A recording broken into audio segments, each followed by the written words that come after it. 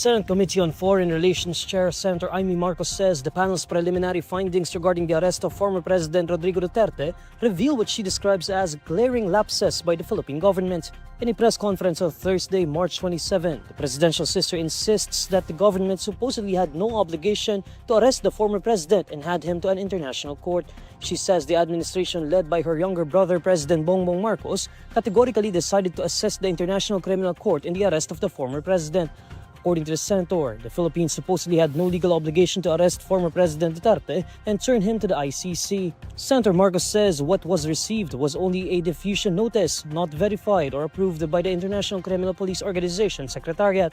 No verification by the Interpol whether the request complied with Article 3 of their Constitution, forbidding Interpol from undertaking any intervention or activities of a political, military, religious, or racial character. Under the terms of the diffusion notice, there was no obligation on the part of the Philippines to turn over former President Rodrigo Duterte to the ICC. She says it was evident that the administration already started preparations prior to March 11. Even before the ICC prosecutor applied for a warrant of arrest, there was already statements by key executive officials that the administration will cooperate if the ICC courses the request through Interpol to arrest the former president. This attempt to cover up what was already aired on media and what had already come to pass was an indication of a comprehensive plan to arrest the former president already being in place even before the date indicated in the ICC warrant of March 11. The senator believes constitutional safeguards guaranteeing liberty and due process of law were not observed. According to her, this is because no warrant was issued by the Philippine courts and the arrest did not fall within the exceptions of a warrantless arrest. However, Malacañang refutes the senator allegations. Palace Press Officer Claire Castro reiterates that the administration merely complied with its obligation to the Interpol. Wala tayong legal obligation pero meron po tayong batas na sinasabi sa RA 9851. Ito may sinasabing prerogative na makipagtulungan sa Interpol but still, meron tayong commitment sa Interpol. But again, ang sumusunod lang, ang gobyerno ay sumusunod lamang sa RA 9851. Castro likewise stressed that the arrest was nothing personal.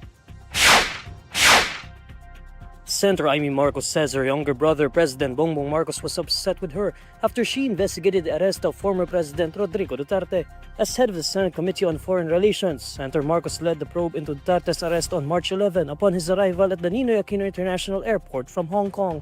The arrest was ordered by the International Criminal Court, where Duterte is facing charges of crimes against humanity allegedly committed during his administration's war on drugs.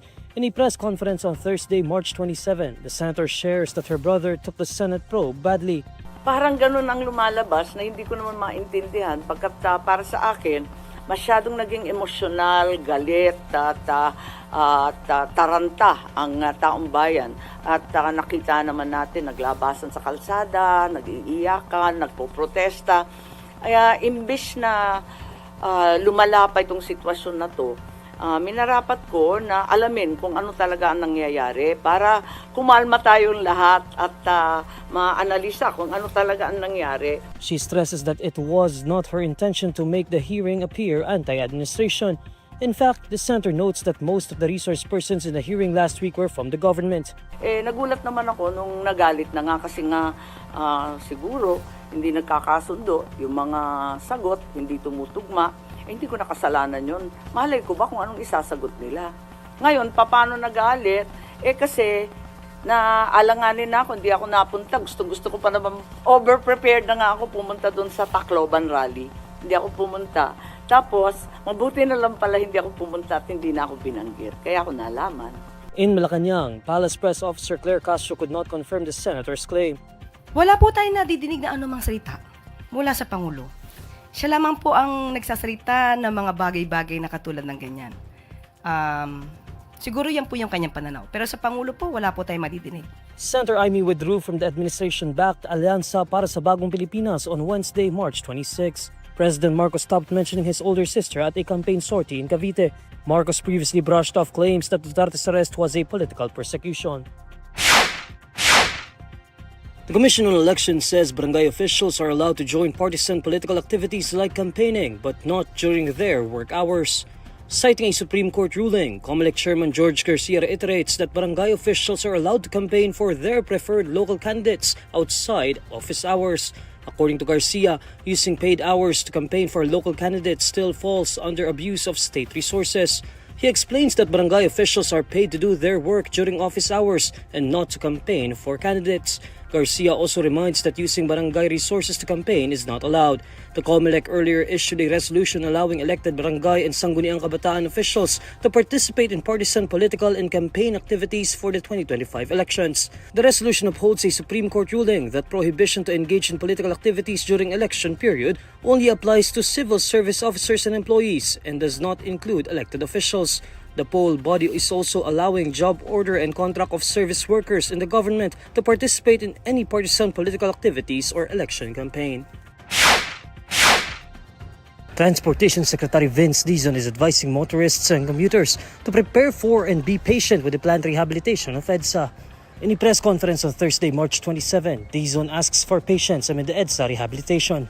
Ang kailangan nating malaman at maintindihan, lalo na ng ating mga motorista at mga commuter, is malaki-laking at mahaba-habang pagtitiis ang kailangan nating gawin. Kaya yun ang hinihiling namin sa ating mga kababayan, na kailangan po nating magtiis, kailangan po natin ng pasensya, pero naniniwala po ang ating mahal na Pangulo, kaming lahat, na kapag natapos po ito, napakalaking ginhawa po ang maibibigay nito sa mga kababayan natin araw-araw dumadaan sa EDSA.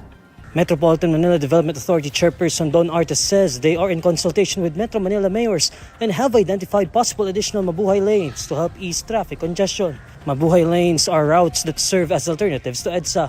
He adds that they have prepared 5 interventions to address traffic concerns arising from the planned rehabilitation. This includes an information campaign to notify motorists about alternate routes for the duration of the project. According to Dizon, the EDSA bus carousel will remain open.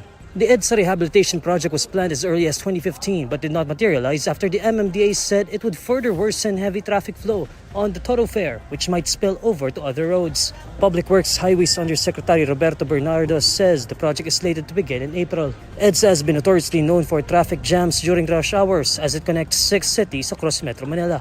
In 2018, a report from the Japanese International Cooperation Agency showed that the Philippines lost 3.5 billion pesos per day because of traffic congestion in Metro Manila.